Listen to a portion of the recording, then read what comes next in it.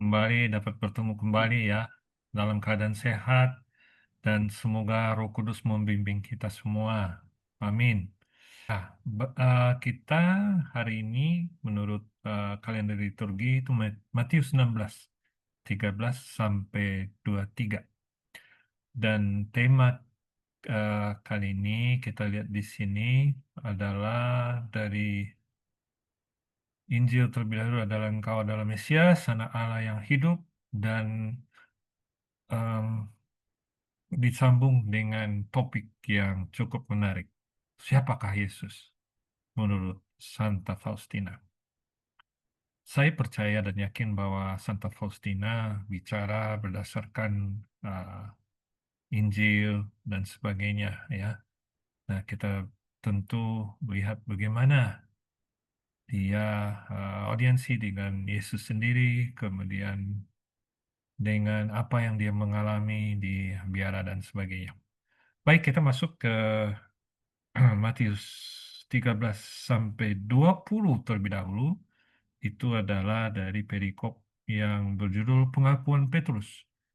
Lalu disambung dengan ada 3 ayat, sebetulnya terdiri dari 7 ayat, tapi kita baca sampai 3 ayat dari perikop pemberitahuan pertama tentang penderitaan Yesus dan syarat-syarat mengikuti Dia.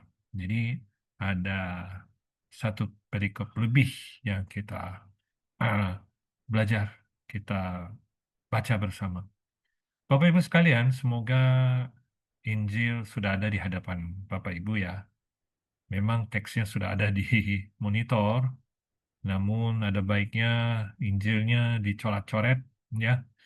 Apa yang Bapak Ibu dapat dari ayat ini, oh ya ini ada, menurut aku ini kayaknya menarik nih. Ditandain boleh, di stabilo boleh. Yang penting buku Injil sungguh menjadi milik Bapak Ibu sekalian secara personil, dan sewaktu-waktu kita baca kembali kita bisa em, langsung tahu, oh ini isinya ini loh, poin-poinnya ini loh gitu ya. Ya. Nah, ini bagi saya sudah sekian kali untuk membaca eh, perikop ini. Nah, silakan eh, siapa yang mau membaca dari ayat 13 sampai 23. Silakan, siapa mau? Ibu Nina Oke, mau? oke Pak. Oh, Aku Pak, baca ya. silakan. Oke. Eh, Hari ini adalah Injil. Kita baca dari Injil Matius 16, 13 sampai 23. 16, 13. Setelah Yesus tiba di daerah Kaisarea Filipi, ia bertanya kepada murid-muridnya. Kata orang, siapakah anak manusia itu? Jawab mereka, ada yang mengatakan Yohanes Pembaptis, ada yang mengatakan Elia, dan ada pula yang mengatakan Yeremia atau salah seorang dari para nabi. Lalu Yesus bertanya kepada mereka, tetapi apa katamu, siapakah aku ini? Maka jawab Simon Petrus, engkau adalah Mesias, anak Allah yang hidup. Kata Yesus kepadanya, berbahagialah engkau Simon bin Yunus, sebab bukan manusia yang mengatakan itu kepadamu, melainkan Bapakku yang di surga.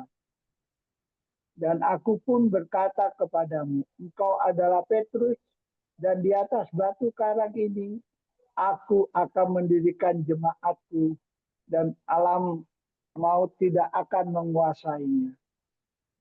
Kepadamu akan kuberikan kunci kerajaan surga.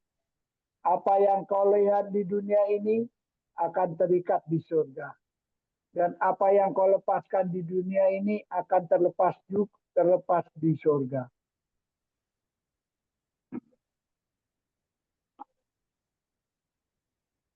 Lalu Yesus melarang murid-muridnya supaya jangan memberitahukan kepada siapapun bahwa ia Mesias.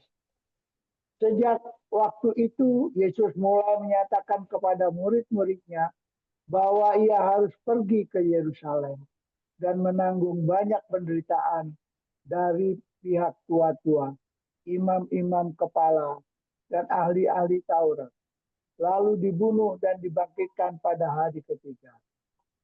Tetapi Petrus menarik Yesus ke samping dan menegur dia. Katanya, Tuhan, kiranya Allah menjauhkan hal itu. Hal itu sekali-kali tak akan menimpa engkau. Maka Yesus berpaling dan berkata kepada Petrus, "Hanyalah iblis, engkau suatu batu sandungan bagiku. Sebab engkau bukan memikirkan apa yang dipikirkan Allah, melainkan apa yang dipikirkan manusia." Ya, terima kasih Pak Mul. Ya, kita kembali ke ayat 13. Ya, jadi perikop ini adalah mengenai pengakuan Petrus. Bapak Ibu sekalian, kita lihat ayat 13. Setelah Yesus tiba di daerah Kaisaria Filipi, ia bertanya kepada murid-muridnya. Letak Kaisaria Filipi ini adalah di utara, paling utara dari Yerusalem, dan eh, Yesus sendiri sejak dari Kanaan dan sebagainya, dia pergi ke berbagai tempat untuk menyampaikan pengajarannya, dan dia bersama dengan para rasul-rasulnya. Nah, dalam kesempatan tersebut, Yesus bertanya kepada murid-muridnya. Dikatakan, siapakah anak manusia itu menurut orang-orang? Lalu dijawab mereka, ada yang mengatakan Yohanes Pembaptis, ada juga yang mengatakan Elia, dan ada pula yang mengatakan Yeremia, salah seorang dari para nabi. Em, tetapi apa katamu? Siapakah aku ini? Jadi Bapak Ibu sekalian, Yesus bertanya kepada para murid-muridnya, siapakah anak manusia itu? Siapakah aku ini? Kata orang. Lalu ada berbagai jawaban. Ya, dikatakan dia adalah Yohanes Pembaptis, ia adalah Elia, ia adalah Yeremia, atau salah seorang dari para nabi.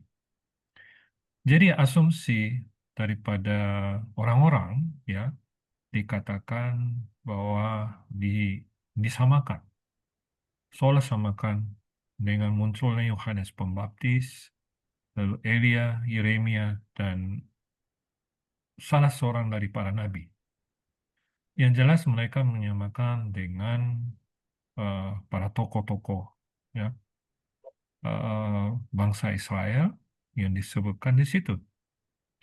Namun Yesus bertanya kepada mereka lagi, tetapi apa katamu? Apa katamu? Siapakah aku ini? Kalau menurut kalian yang telah mengikuti aku kemana-mana, sudah melihat bagaimana saya membuat mukjizat, ataupun ada hal-hal misalnya yang lain ya, penyembuhan dan sebagainya, ya, yang ingin menunjukkan bahwa dia punya kuasa Allah. Lalu, siapakah aku ini ditanya? Lalu dijawab oleh Simon Petrus yang merupakan rasul yang seolah seperti juru bicara, sering menanggapi ya statement dari pertanyaan dari Yesus, dan dikatakan bahwa engkau adalah Mesias, anak Allah yang hidup. Dengan tepat Simon Petrus menjawab, Mesias, anak Allah yang hidup. Jadi, dari pernyataan tersebut, ia sebagai murid Yesus, dia asumsikan, dianggap bahwa dia tahu siapa dia, yaitu Mesias, anak Allah yang hidup. Nah, statement itu menurut Yesus beginilah jawabannya. Berbahagialah engkau Simon bin Yunus, sebab bukan manusia yang menyatakan itu kepadamu, melainkan Bapakku yang ada di surga. Jadi, apa yang disampaikan Simon itu datang dari eh, Allah sendiri, ya, yang menyampaikan kepada dia bahwa eh, ia adalah Mesias, anak Allah yang hidup, ya. Nah, itu semua dia dapatkan dari Bapa dari surga.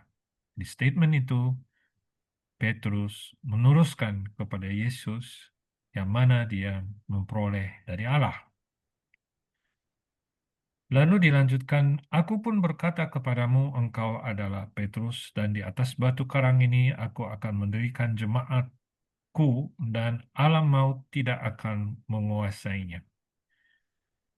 Bapak Ibu sekalian, dari Injil ini kita dapat mengetahui bahwa ada nubuat-nubuat yang terjadi, ya, yang menjadi kenyataan, ya, yang berkaitan dengan kemesiasannya Allah, Yesus, dan juga Petrus yang kemudian hari akan di, dibangun, ya, gereja, sebuah gereja di atas batu karang, dan akan mendirikan jemaatku, ya, jemaat dalam arti jemaat awal, ya, itu berserta Petrus, dan alam maut tidak akan menguasainya, dalam arti bahwa alam maut bukan seperti yang ada di dalam benak orang Yahudi, ya, tetapi alam maut menurut Kristus.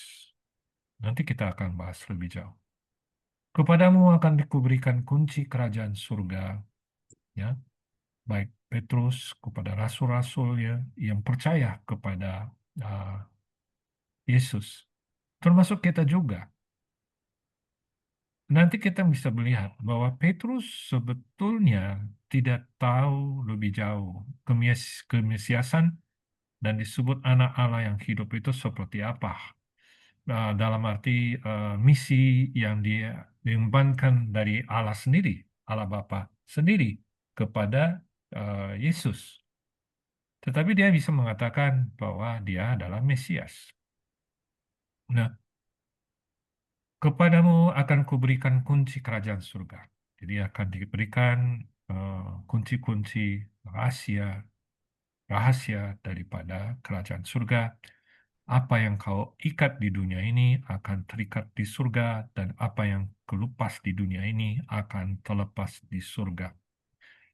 Jadi Bapak Ibu sekalian, di sini yang dimaksud di sini adalah bahwa apa yang diperbuat, apa yang dijalankan sesuai ketaatan dan kesetiaan kepada Yesus akan memperoleh surga.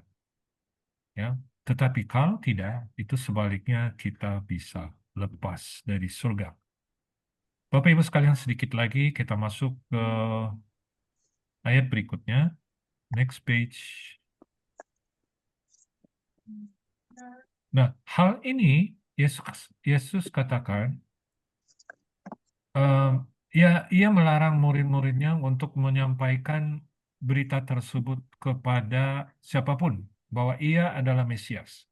Jadi Yesus sendiri mengakui dia adalah Mesias, tetapi hal itu untuk disimpan, tidak dijadikan satu eh, pembicaraan di luar, tetapi menjadi rahasia, supaya jangan sampai ada suatu eh, mispersepsi terhadap apa apa namanya berita yang tersebar, ya, menjadi menyimpang dan sebagainya, tetapi menjadi disimpan sebagai rahasia. Sejak waktu itu, Yesus mulai menyatakan kepada murid-muridnya, Bapak Ibu sekalian, inilah nubuat yang disampaikan Yesus, ia sebagai Mesias. Mesias seperti apa? Gitu. Sejak waktu itu, Yesus mulai menyatakan kepada murid-muridnya bahwa ia harus pergi ke Yerusalem. Sejak waktu itu Yesus mulai menyatakan. Jadi sejak waktu dalam apa namanya, perikop ini, Yesus baru menyatakan bahwa dia akan, ini sebuah nubuat, bahwa ia akan harus pergi ke Yerusalem, bahwa peristiwa penyaliban itu harus terjadi di Yerusalem dan harus menanggung banyak penderitaan dari pihak-pihak tua-tua, para Farisi, para imam-imam Yahudi, dan sebagainya, imam-imam kepala, ahli-ahli Taurat, termasuk ahli-ahli kitab Taurat, lalu dibunuh dan dibangkit pada hari ketiga. Jadi Yesus menyampaikan hal tersebut, tetapi Petrus yang menyatakan bahwa dia adalah Mesias dan ia adalah anak-anak Allah yang hidup, menjawab, Tuhan, kiranya Allah menjauhkan hal itu. Hal itu sekali-kali tak akan menimpa engkau. Bapak Ibu sekalian, kita sebagai devosan, kita sudah tahu bahwa Yesus telah menjalankan misinya sebagai Mesias, penyelamat kita manusia dari dosa-dosa asal, dan dia menghubungkan hubungan atau relasi antara kita dengan umat manusia dengan Allah, ya. Ini kita sudah tahu semua dan kita berdevosi pada kerahimannya gitu. Tetapi Petrus belum memahami pada saat itu. Padahal Yesus menyampaikan nubuat, seharusnya Petrus mendengarkan dan menyimaknya, dan disimpan di dalam hati seperti Bunda Maria. Tetapi Petrus menarik Yesus, lalu dikatakan, kalau istilah sekarang, aduh, jangan deh, eh, Allah, dia menyatakan Allah, jauhkanlah hal itu. Jauhkan kau disiksa, harus menderita, dan sebagainya. Sekali-sekali tak akan menimpa engkau. Padahal, Bapak Ibu sekalian, masalah penyaliban atau penderitaan yang harus dialami adalah kehendak Allah sendiri, Allah Bapa di surga. Tetapi malah ia eh, menolak dan ia ingin menyingkirkan Yesus agar tidak hal itu terjadi pada diri Yesus. Maka ia katakan hal itu sekali-kali tak akan menimpa engkau. Lalu, apa kata Yesus? Maka Yesus berpaling dan berkata kepada Petrus, "Enyala iblis." Jadi bukan Petrus yang dianggap sebagai iblis, tapi statement yang disampaikan, pikiran yang datang dari mungkin kemanusiaan dia gitu ya. Dia tidak tega Yesus harus mengalami penderitaan dan harus dibunuh. Padahal dia akan bangkit dari hari ketiga. Tetapi tidak mau dia dibunuh. Nah, pikiran seperti itu yang muncul di dalam kemanusiaan mungkin, ya. Tetapi oleh Yesus dikatakan iblis, nyala iblis. Engkau suatu batu sandungan bagiku. Menjadi satu sandungan dalam arti hal tersebut tidak berkenan Yesus. Sebab engkau bukan memikirkan apa yang dipikirkan oleh Allah, bukan kehendak Allah, melainkan apa yang dipikirkan manusia. Jadi secara logika Kristiani, kita tahu bahwa hal tersebut memang terjadi. Ayat 21 itu memang terjadi, sungguh terjadi. Tetapi dia harus em, menjalankan hal tersebut agar ia dapat menyelamatkan manusia dan dia dapat menebarkan kerahimannya kepada kita. Jadi Bapak Ibu sekalian, ini suatu statement yang menarik bahwa Petrus menyatakan hal tersebut. Nanti pada saat Yesus dalam proses proses penyaliban, Petrus sempat ya em, menyangkal dan sebagainya. Dia ditanya, kamu ini kan temannya si Yesus ya? Kamu ini kan pengikutnya Yesus ya? Oh bukan, bukan saya dan sebagainya. Jadi nanti ada penyangkalan oleh Petrus. Tetapi terlepas dari itu, ini satu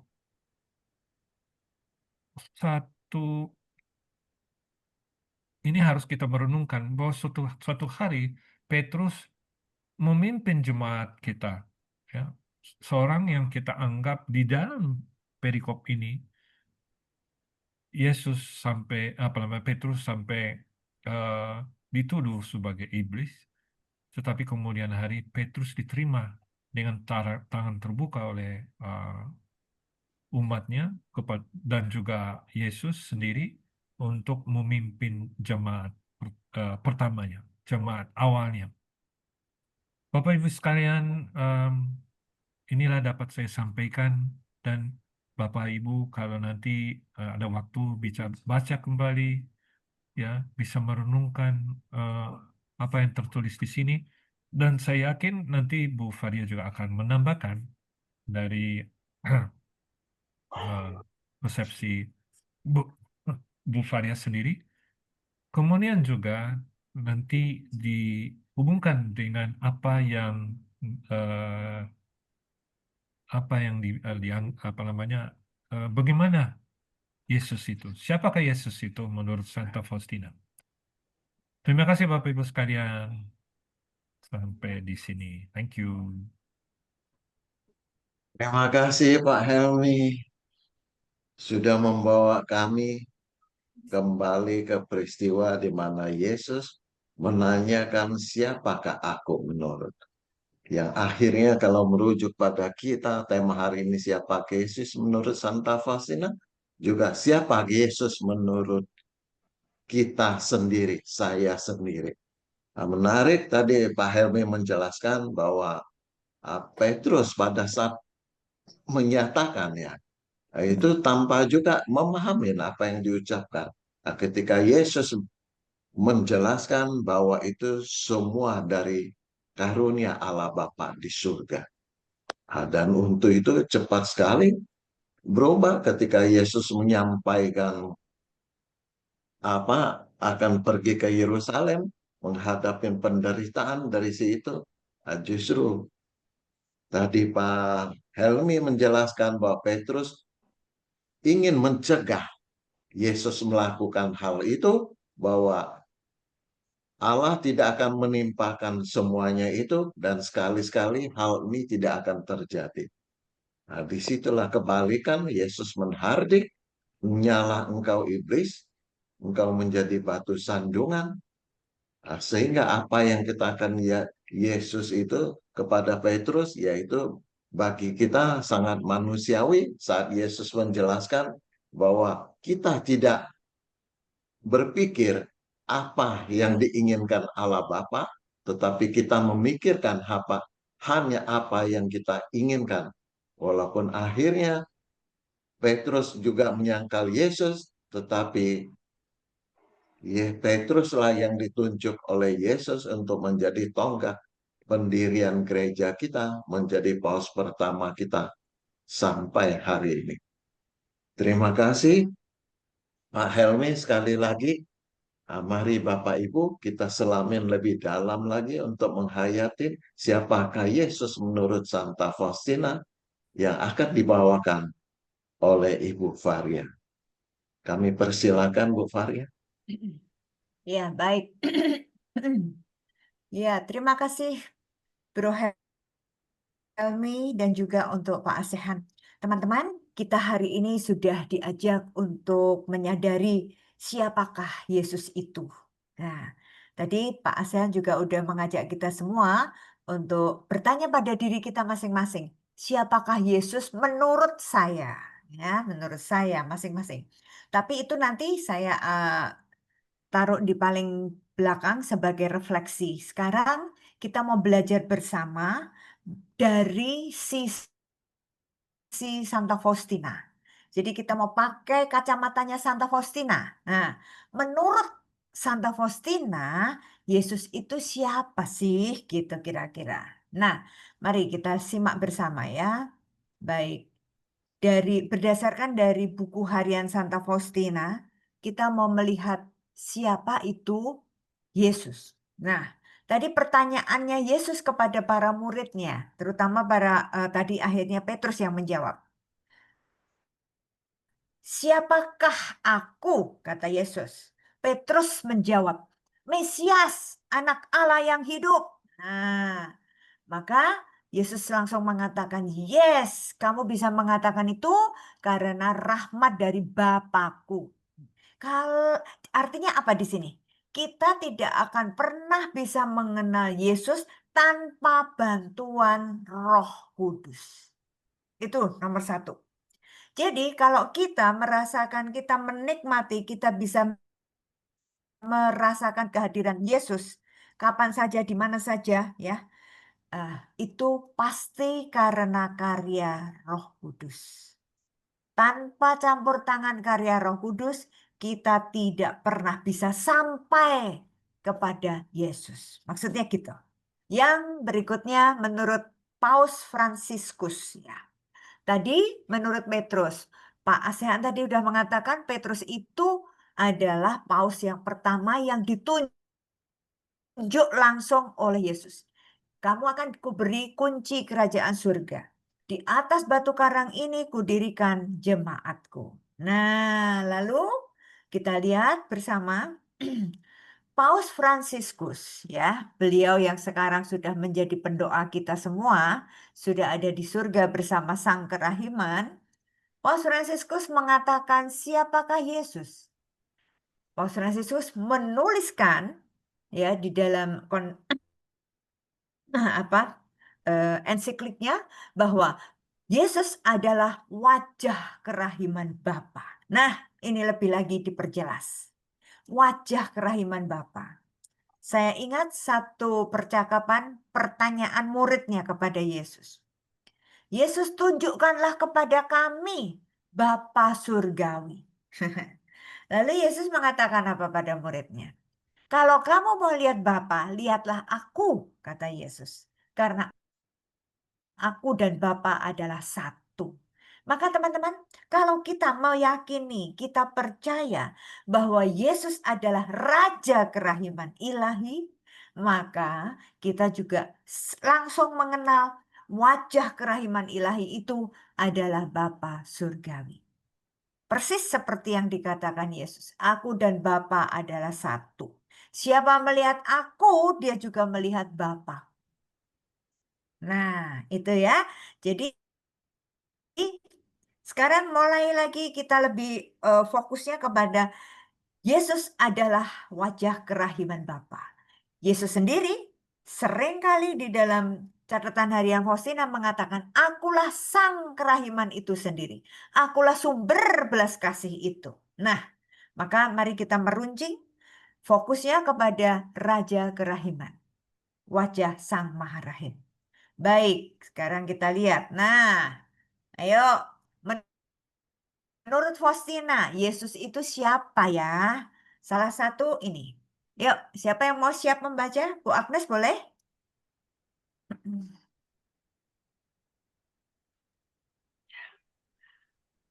PHSF 220. Sejenak di hadapan sakramen Maha Kudus. Oh Tuhan dan penciptaku yang kekal. Bagaimana aku harus bersyukur kepadamu atas rahmat yang besar ini, yaitu bahwa engkau telah berkenan memilih aku yang papa ini menjadi mempelaimu, dan engkau menyatukan aku dengan engkau sendiri dalam ikatan yang kekal. Oh harta jiwaku yang terkasih, aku mempersembahkan kepadamu seluruh adorasi dan syukur para kudus dan semua paduan suara malaikat, dan aku menyatukan diriku secara istimewa dengan bundamu. Oh Maria, bundaku, dengan rendah hati aku memohon kepadamu, Selubungilah jiwaku dengan mantel keperawananmu pada saat yang sangat penting dalam hidupku ini, supaya dengan demikian aku boleh lebih diperkenankan oleh hati putramu dan pantas memuji kerahiman putramu di hadapan seluruh dunia dan sepanjang kekalan.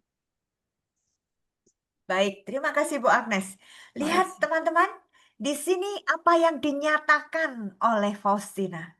Jadi kalau Faustina ditanya oleh Yesus, menurutmu Faustina, siapakah aku ini?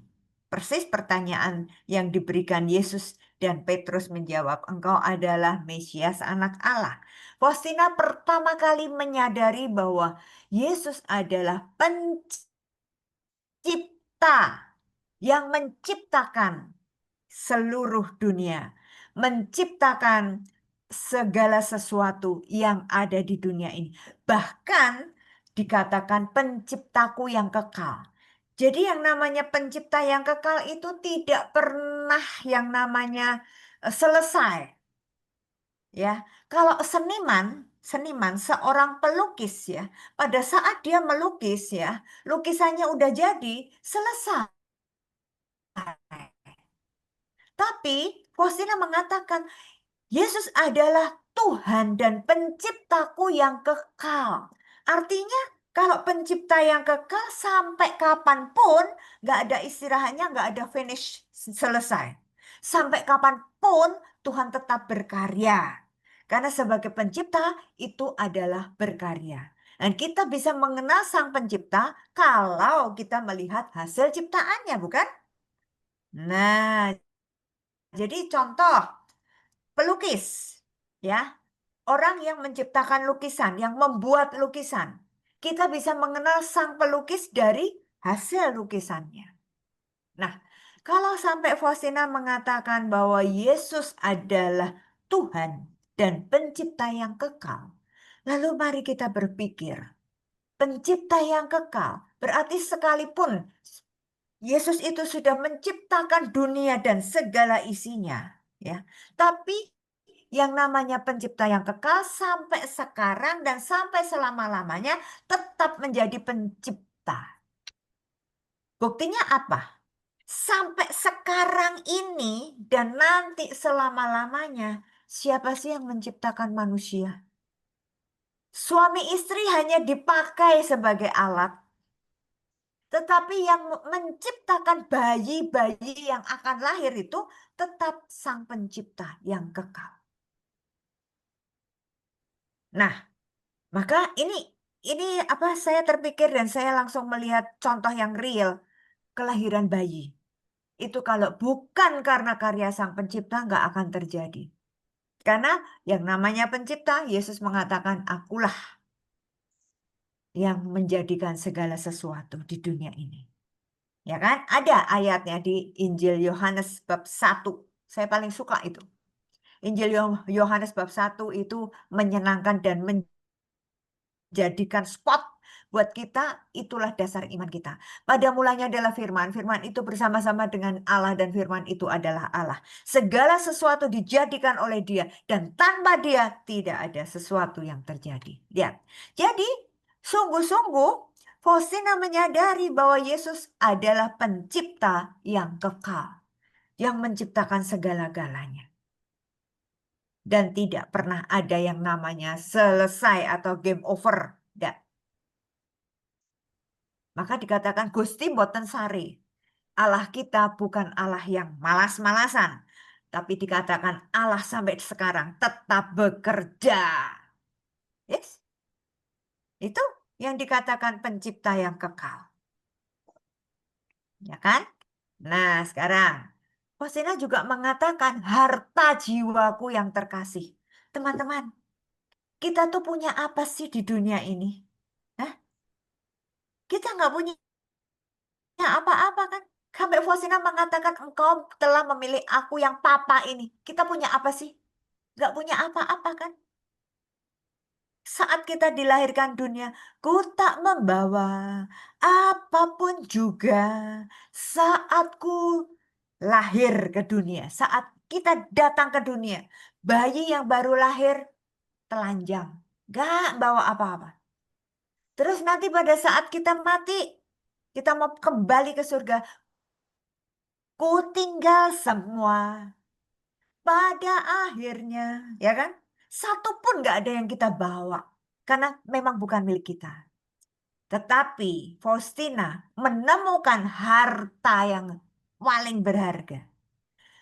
Injil yang beberapa waktu yang lalu atau beberapa minggu yang lalu, mungkin teman-teman juga ingat ya, bahwa perumpamaan orang yang menemukan harta yang terpendam.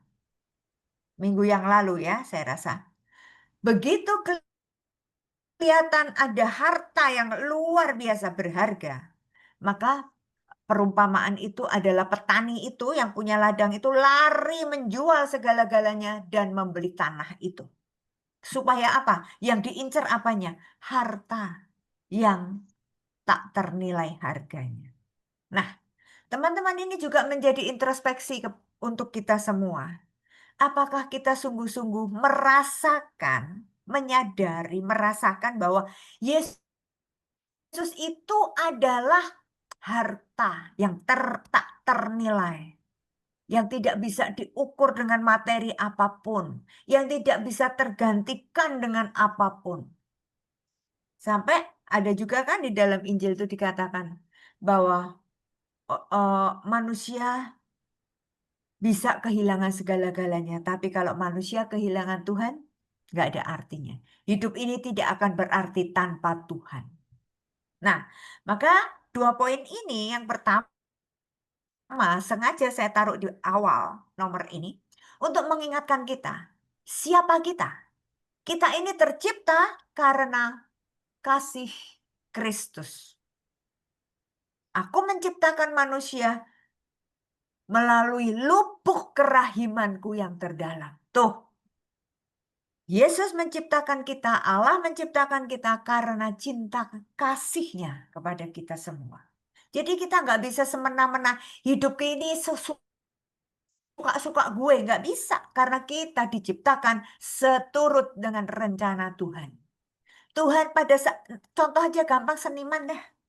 Pelukis, orang yang mau melukis udah ada di otaknya apa yang mau dilukis. Sudah punya rencana apa yang mau disalurkan di dalam kuasnya. Mau menyatakan apa, pesan apa dalam lukisan itu. Setiap hasil karya itu pasti punya maksud atau punya tujuan dari Sang Pencipta. Ada jiwanya Sang Pencipta di sana. Maka dengan nomor ini, saya terus-menerus merenungkan dan saya menemukan, menyadarkan saya persis kenapa saya hidup di dunia. Karena saya diciptakan oleh Tuhan. Diciptakan untuk apa? Maka ini yang harus kita terus-menerus bertanya pada Sang Pencipta. Udah sesuai apa belum? Rencanamu, angan-angan Sang Pencipta menciptakan kita, membentuk kita tuh mau dijadikan apa kita ini? Nah, jadi dengan demikian kita pasti semakin menghargai kehidupan. Kita semakin melakukan kehidupan kita, kegiatan kita sepanjang hari, mesti tanya sama Sang Pencipta, hari ini apa yang harus aku lakukan Tuhan? Supaya sungguh-sungguh rencana Tuhan sesuai dengan rencana kita. Ya, nah, mari kita terus-menerus menyadari bahwa kita tidak mungkin bisa hidup di dunia ini tanpa Sang Pencipta, dan itulah harta yang paling luar biasa. Oke, berikutnya itu menurut Faustina. Bentar, kenapa lagi? Hmm?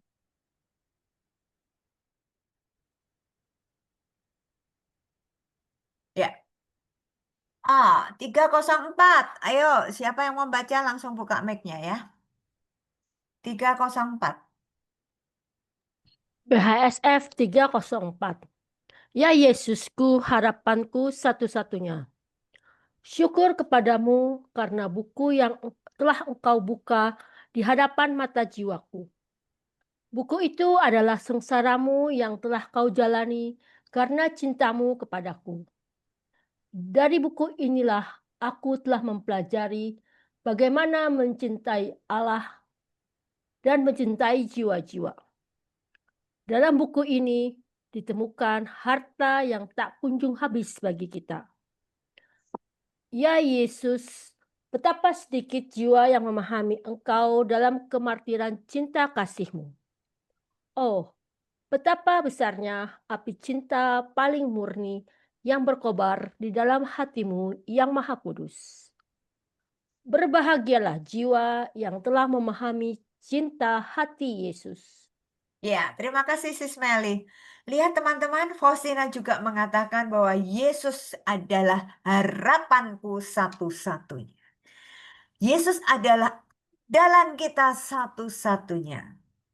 Ya, nggak ada yang bisa kita andalkan. Sekalipun itu pasangan hidup kita, ada kalanya kita kecewa karena tidak bisa mengerti diri kita. Ya, tetapi yang namanya Sang Pencipta itu pasti tahu persis sampai ke hal yang kecil-kecilnya dari kita. Yesus selalu mengatakan, ku tahu apa yang kau inginkan, apa yang kau butuhkan. Nah, di sini Faustina juga mengatakan Yesus adalah harapan atau andalan, ya, satu-satunya. Lalu Faustina lihat di sini, menarik nih. Faustina menuliskan begini. Syukur kepadamu karena buku yang telah engkau buka di hadapan mataku.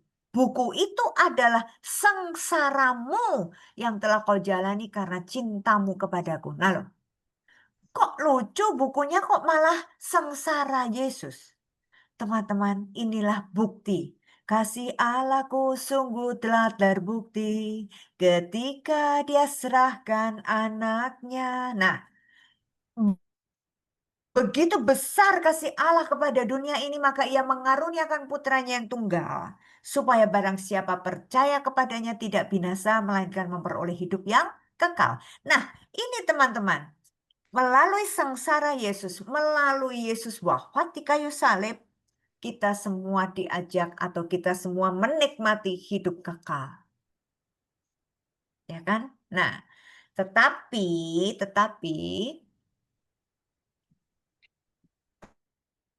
Faustina menyadari, Yesus, betapa sedikit orang yang memahami engkau dalam kemartiran cinta kasih. Yesus itu adalah martir cinta kasih. Dia mati karena cinta kepada kita semua. Yesus itu menjadi perantara, menjadi kurir cintanya. Nah, saya sampai ngomongnya kurir cinta antara Allah Bapa dan manusia. Yesus ada di tengah-tengah ini supaya apa? Karena Allah Bapa mencintai kita semua manusia. Maka Yesus menjelma menjadi manusia.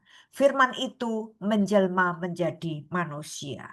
Nah, jadi Yesus itu membawa cinta Allah Bapanya, ya, kepada kita semua. Maka saya berani mengatakan ini, saya kalau berandai-andai atau ilustrasi saya sendiri supaya memudahkan saya. Yesus itu perantara membawa, menyampaikan, ya, cinta Bapanya kepada kita di dunia ini. Maka Faustina mengatakan, berbahagialah jiwa yang telah memahami cinta hati Yesus. Teman-teman, mari kita terus-menerus mengolah batin kita ini, mengolah iman kita ini, menyadari bahwa begitu besar kasih Allah kepada kita semua. Maka Ia mengaruniakan putranya yang tunggal. Hanya untuk apa? Untuk supaya kita semua diselamatkan, tidak binasa. Maut yang mengalahkan. Dasarnya adalah cinta. Yesus cintaku, ku cinta kau, kau cinta dia. Nah, dasarnya adalah cinta. Maka berbahagialah jiwa yang telah memahami cinta hati Yesus. Teman-teman, saya baru menyadari ini. Berbahagialah jiwa yang telah memahami cinta hati Yesus. Orang yang sudah mengalami dan menyadari betapa dirinya dicintai oleh Yesus, maka dia tidak membutuhkan lagi cinta dari manusia manapun. Karena dia tahu satu-satunya yang mencintai dia secara penuh hanyalah Yesus.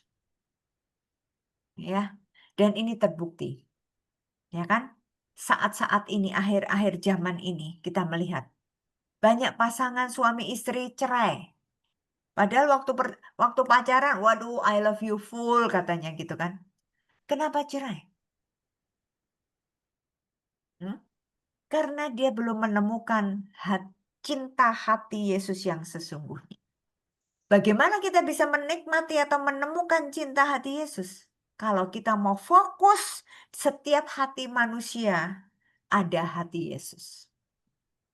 Karena memang disitulah letaknya Yesus menciptakan, Allah menciptakan manusia dengan dasar cinta kasih. Nah, gitu ya. Oke. Nah, sekarang berikutnya. Siapa Yesus menurut Faustina? Silahkan. Retret 8 hari. BHSF 492.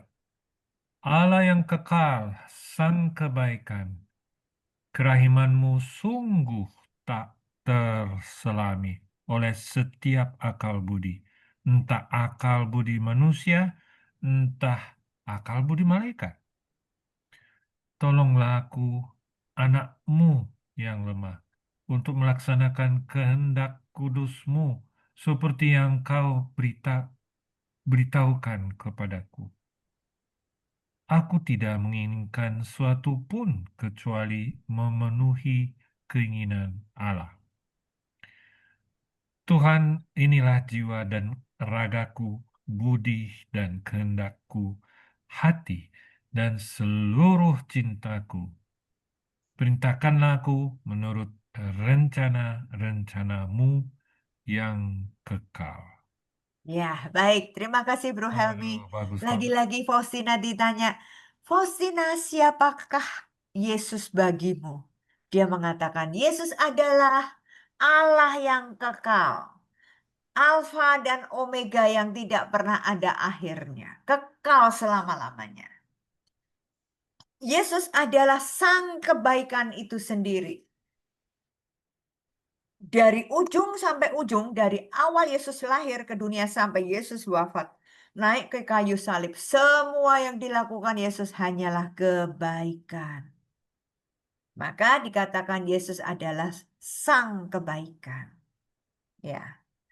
Faustina juga mengatakan kerahiman Allah yang Allah yang kekal, Allah sang sumber kebaikan, dan kerahiman yang tidak pernah dapat diselami oleh akal budi manusia. Bahkan dikatakan akal budi malaikat aja ramudeng, nggak ngerti, nggak bisa ngikutin melihat kebaikan Tuhan secara utuh. Nggak bisa. Karena terlalu dalam, terlalu besar, terlalu tinggi, mahal luar biasa kasih Tuhan itu. Yang tidak terukur. Ya, tidak akan bisa diukur dengan alat ukur apapun. Gitu. Ya, jadi teman-teman, Faustina mengajak kita menyadari bahwa Allah selain pencipta, Allah juga Allah yang kekal, sang kebaikan atau sumber kebaikan dan kerahiman yang tidak pernah bisa diselami oleh akal budi manusia. Maka Faustina langsung berdoa. Ini kan dalam suasana retret. Mari kita simak doanya dan boleh juga kita doakan setiap hari. Tolonglah aku anakmu yang lemah ini untuk melaksanakan kehendak kudusmu seperti yang kau beritahukan kepadaku. Aku tidak menginginkan suatu pun kecuali memenuhi keinginan Allah. Lihat tadi dalam saya mengatakan bahwa Faustina sungguh-sungguh menyadari kalau Yesus adalah pencipta. Kita diciptakan berdasarkan cinta kasih, berdasarkan kerahiman Allah, ya. Dasarnya adalah cinta. Nah, lalu tadi saya juga mengatakan bahwa seorang pelukis, seorang seniman itu pasti punya rencana, punya goalnya, punya tujuan. Untuk apa? Mau menyampaikan pesan apa melalui hasil karyanya, ciptaannya. Nah, Yesus juga begitu, menciptakan kita untuk lahir ke dunia ini. Masing-masing dari kita itu diberi tugas, misi. Kita semua adalah misioner surgawi. Dikasih untuk menjalankan kehendak Tuhan. Jadilah kehendakmu di atas bumi seperti di dalam surga. Lihat. Jadi tugas kita di bumi ini untuk melaksanakan kehendak kudus Allah. Jadi mari kita belajar seperti Faustina. Sudah nggak kepengen apa-apa. Tujuannya hanya satu. Ingin melaksanakan kehendak Bapa. Dan itu juga yang kita ucapkan setiap kali kita doa Bapa kami. Hanya ingin melaksanakan kehendak Bapa. Semoga kita menyadari hal ini. Ya, udah nggak lagi kalau ditanya sama Tuhan Yesus, kamu pengen apa Varia? Kayaknya saya sudah harus bisa berani menjawab. Tuhan, aku hanya ingin melaksanakan kehendak kudus-Mu. Begitu ya? Oke. Next. Nah, siapa Yesus menurut Faustina? Yuk, lanjut. Siapa yang mau baca? Silahkan. Nah, langsung aja dibuka mic-nya ya.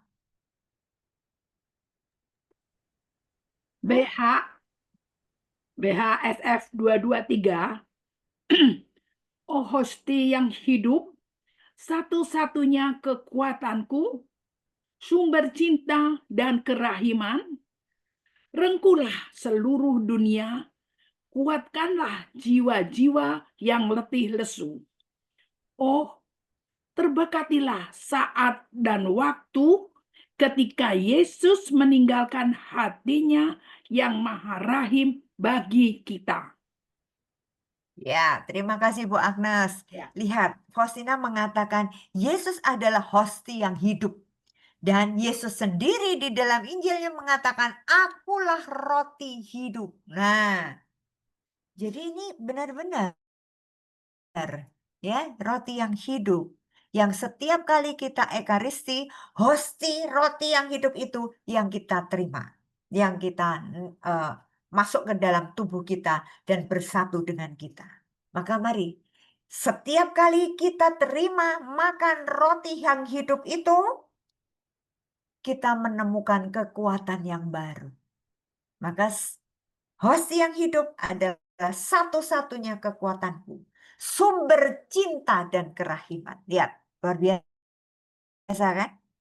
Jadi Faustina bisa sampai merenungkan, menikmati, dan akhirnya mengatakan Yesus adalah hosti yang hidup, satu-satunya sumber kekuatanku, sumber cinta dan kerahiman. Gak ada yang bisa menggantikan posisi Yesus sebagai satu-satunya kekuatan, sumber cinta dan kerahiman. Lalu Faustina setiap kali menerima hosti, Faustina berdoa, rengkuhlah seluruh dunia. Kuatkanlah jiwa-jiwa yang letih lesu. Karena Yesus, roti hidup itu menjadi sumber kekuatan. Oh, terberkatilah saat dan waktu ketika Yesus meninggalkan hatinya yang maha rahim bagi kita. Ya, artinya apa? Di saat kita terima hosti, Yesus masuk ke dalam diri kita. Yesus mengatakan, setiap kali kamu makan roti ini dan minum dari piala ini, aku di dalam dia dan dia di dalam aku. Kita ada disatukan oleh Yesus. Ya, Yesus bersatu dengan kita. Yesus yang mau meninggalkan tahta sucinya, meninggalkan keilahiannya, kealahannya, dan menjadi manusia untuk supaya masuk ke dalam diri kita. Supaya menjadi sama seperti kita manusia. Yang beda hanya satu, Yesus tidak pernah punya dosa. Karena Allah yang maha kudus. Nah, jadi teman-teman, ini juga mengingatkan kita supaya setiap kali kita mengikuti Ekaristi, terutama di saat-saat konsekrasi, Yesus mengatakan, lihatlah. Kalau kita disuruh lihatlah, inilah anak domba Allah. Kita fokusnya mata kita juga melihat hosti yang diangkat sama pastor. Bukan malah kita menunduk. Karena Yesus mengatakan, lihatlah. Pandang Yesus. Dan Yesus mengatakan, akulah roti hidup. Wow. Keren banget ya. Roti hidup yang akan kita makan. Dan yang menjadikan kekuatan buat kita. Setiap kali kita makan roti dan minum dari piala ini, kita menemukan, merasakan, menikmati cintanya Tuhan. Nah, gitu. Ya. Oke. Silakan nih. Bapak Ibu yang lain juga boleh. Monggo. Saya ya, Bu. Oh iya, silakan. Oh Hosti Kudus, BHSF 1233. Oh Hosti Kudus, sumber kemanisan ilahi. Engkau memberikan kekuatan kepada jiwaku. Oh, Engkau Sang Maha Kuasa yang mengambil daging dari perawan secara rahasia. Engkau datang ke dalam hatiku, melampaui segala indera serba tak bisa. Tak pasti. Oke. Ya, terima kasih Bu Rini. Lagi-lagi Faustina mengatakan Hosti Kudus sumber kemanisan ilahi yang memberikan kekuatan kepada jiwanya. Jadi sungguh-sungguh luar biasa ya. Faustina sampai dapat merumuskan bahwa Yesus adalah Hosti Kudus sebagai sumber kekuatan, sebagai sumber kasih, sumber kerahiman, dan Faustina mengatakan engkau adalah Sang Maha Kuasa. Ya, yang memberikan cintanya kepada kita semua. Melewati seorang perawan Maria. Dan secara rahasia engkau datang ke dalam hatiku. Kita kan nggak pernah tahu kapan Tuhan datang, dalam wujud apa Tuhan datang masuk ke dalam hati kita. Tetapi kita bisa merasakan, kita bisa menikmati kasih Tuhan itu. Ya, yes, into my heart. Tuhan masuklah ke dalam hatiku. Dan setiap kali kita menikmati Hosti Kudus itu, ingat kata-kata Paulus, hidupmu bukan kamu lagi, tetapi Tuhan yang ada di dalam kita. Karena kita udah disatukan oleh Yesus. Gitu. Nah, sekarang perhatikan baik-baik di sini. Yuk. 17:51.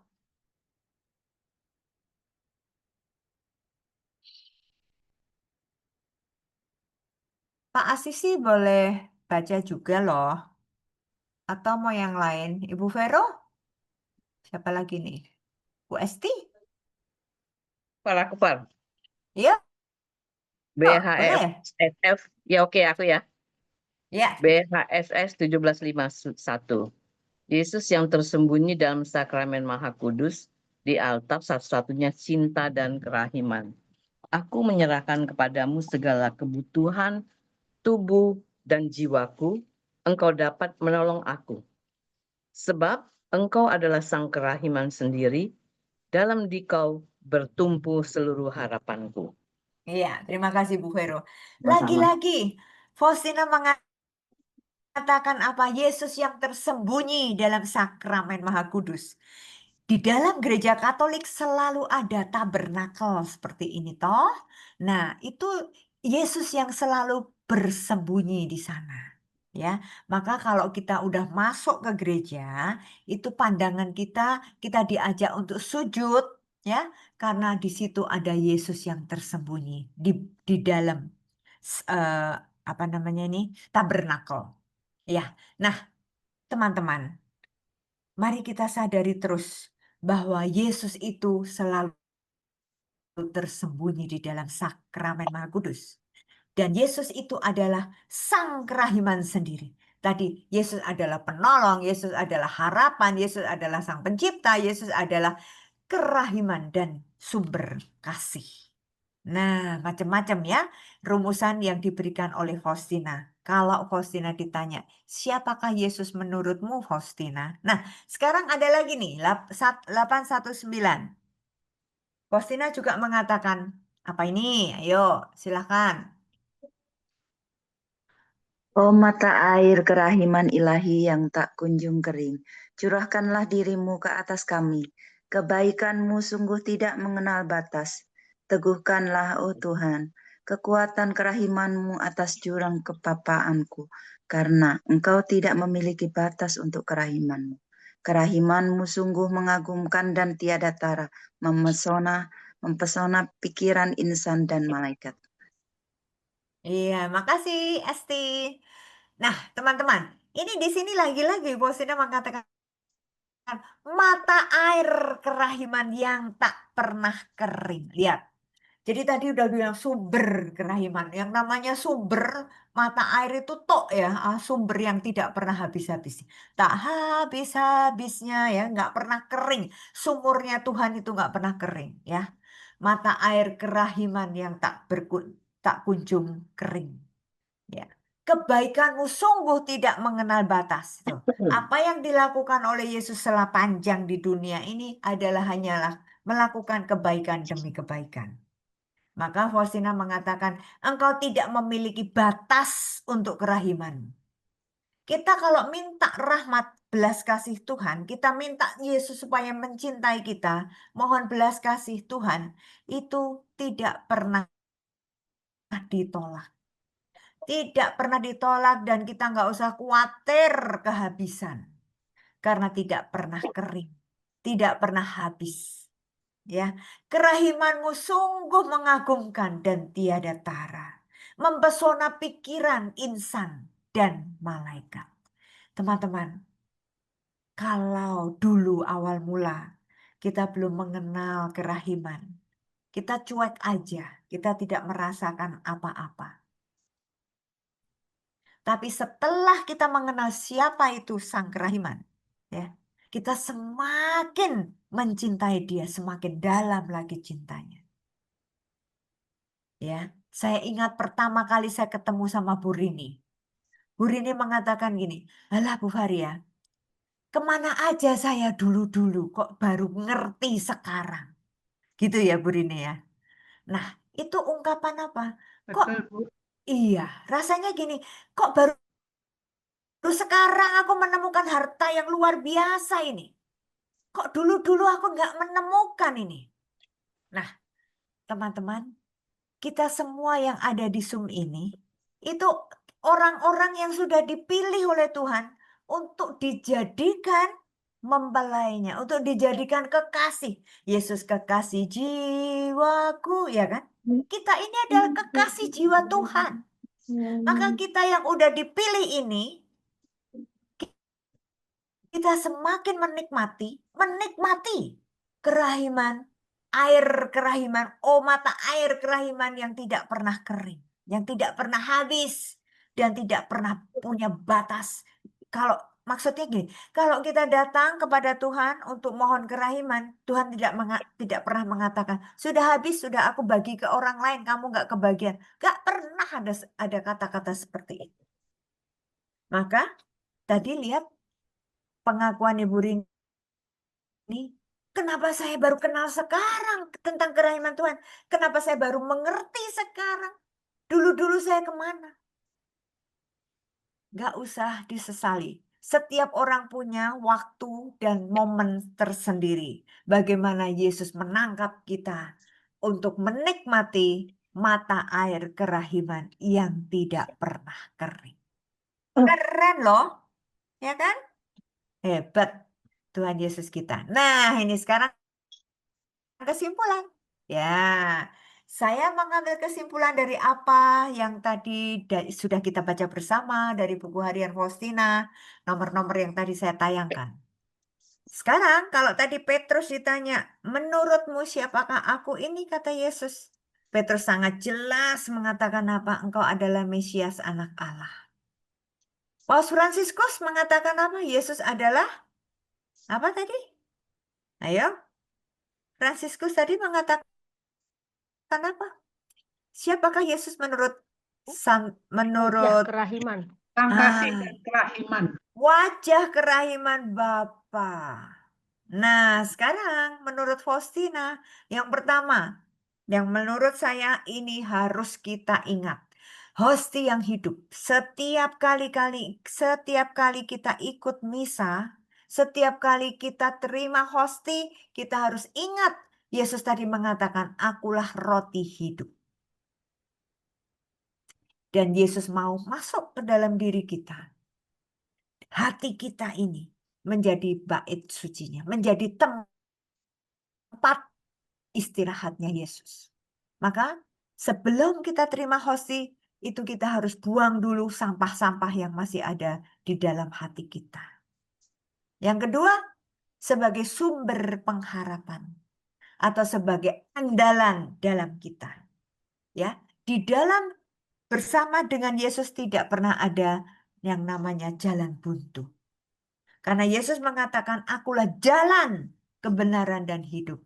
Maka Yesus selalu memanggil kita. Marilah datang kepadaku, hai engkau yang letih, lesu, dan berbeban berat, karena aku akan memberikan kelegaan. Nah, di saat kita bumpet, di saat kita mentok, nggak punya apa namanya jalan keluar bagi kita menghadapi masalah-masalah kita, maka larilah ke sumber pengharapan.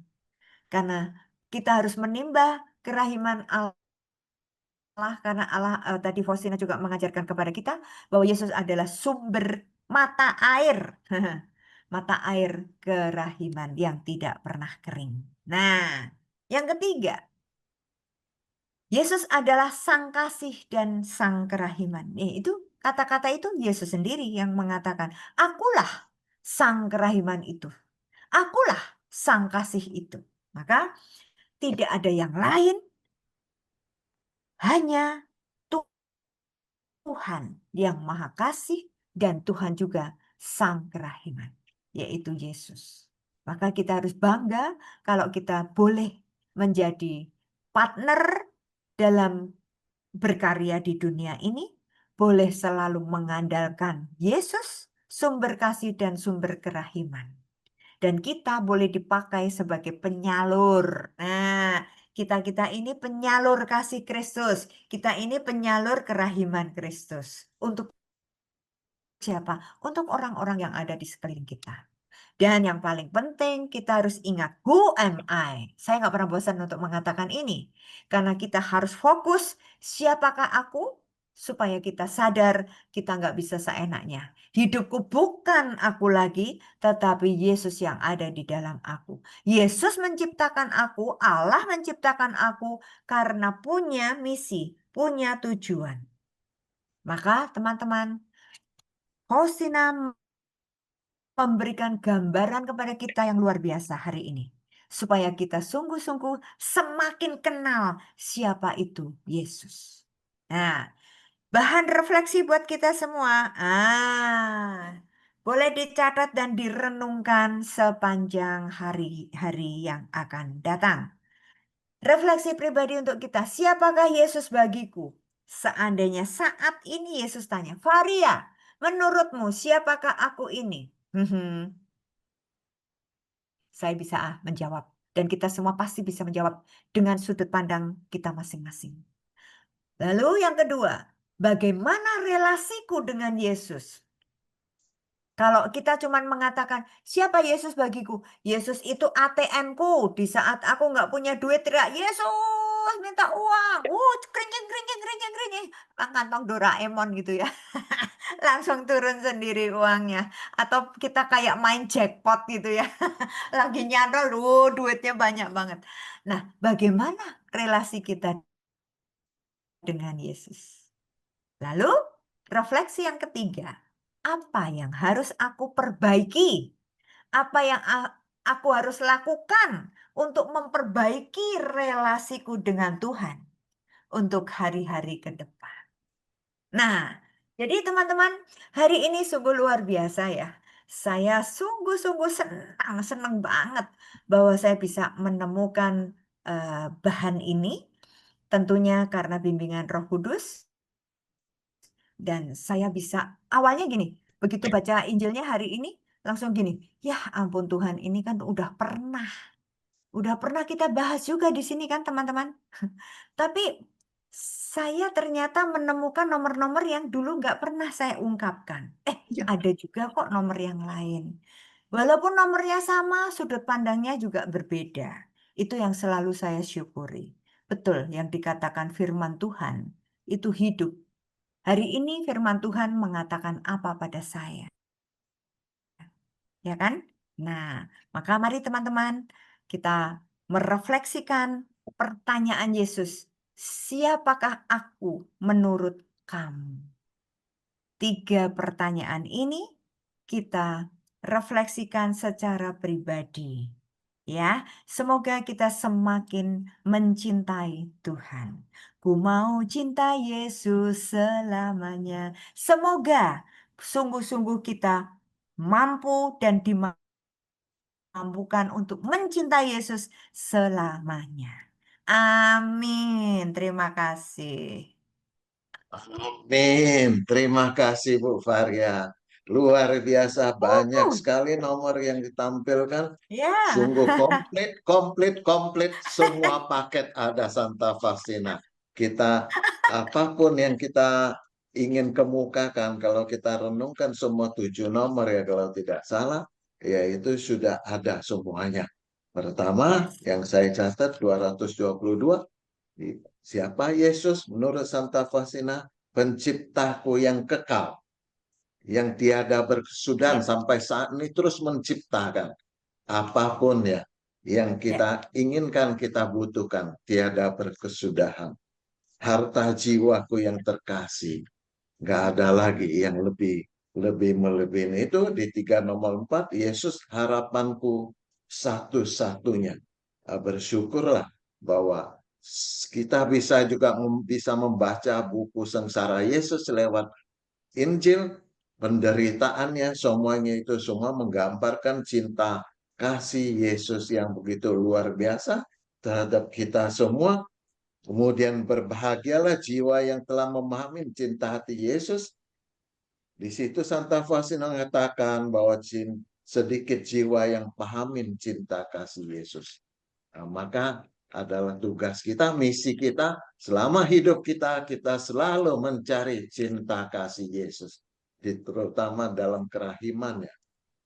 492, Allah yang kekal sang kebaikan. Adalah Allah yang Alfa dan Omega, tiada berakhir dan berawal. Ya, jadi sang kebaikan yang dilakukan Yesus hanyalah kebaikan, tidak terselami oleh akal budi kita.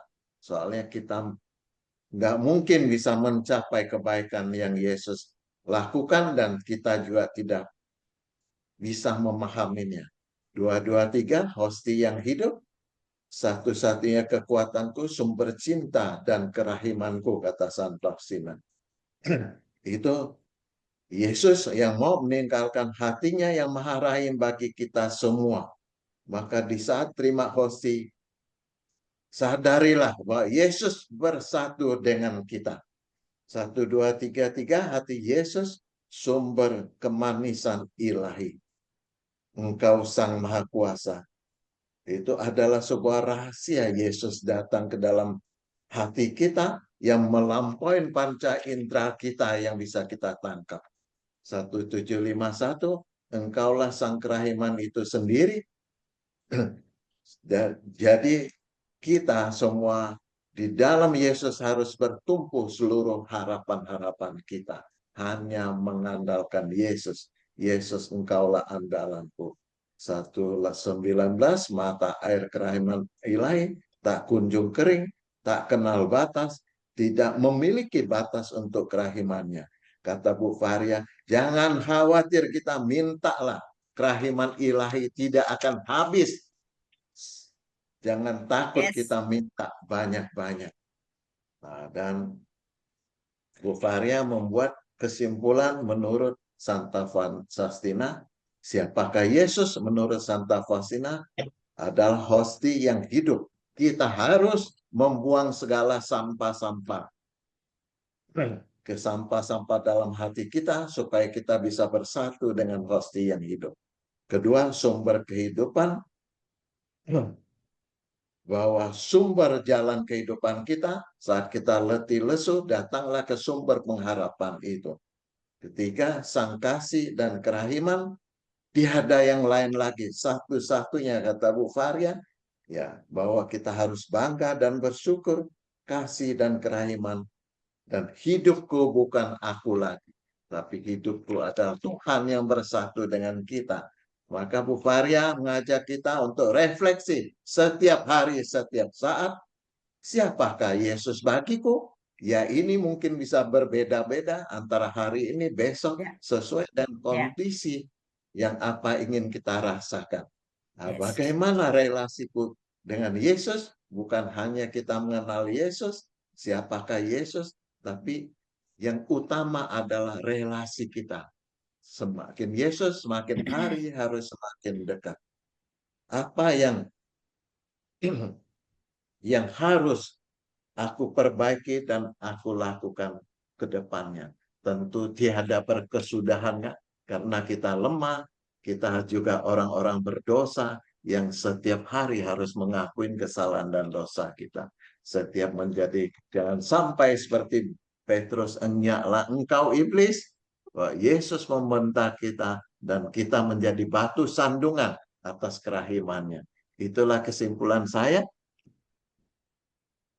Wow, Ayo, emang yang hari ini luar biasa ya. Menurut saya juga ya. wow, hari ini bagus banget temanya juga. Dan ini apa namanya eh, untuk refleksi kita sepanjang hidup kita. Karena betul tadi Pak ASEAN bilang, siapakah Yesus bagiku itu tiap hari bisa berubah-berubah. Dia tuh kalau kita lagi seneng sama Tuhan, wow Yesus kekasih jiwaku, kan kita nyanyi Yesus kekasih jiwaku. Tapi kalau kita lagi gagal, ya ampun Tuhan kenapa mesti begini, marahlah kita sama Tuhan. Nah, ya. Jadi memang itulah kita. Tiap hari itu pasti ada up and down-nya, ya. Nah, tapi bagaimana sampai akhirnya kita bisa mengatakan, ku mau cinta Yesus selamanya. Nah, itu yang namanya selamanya, Yesus kekasih jiwaku, itu walaupun kita dalam keadaan susah, walaupun kita mengalami masalah, tetap setia, tetap tidak tergoncang oleh apapun.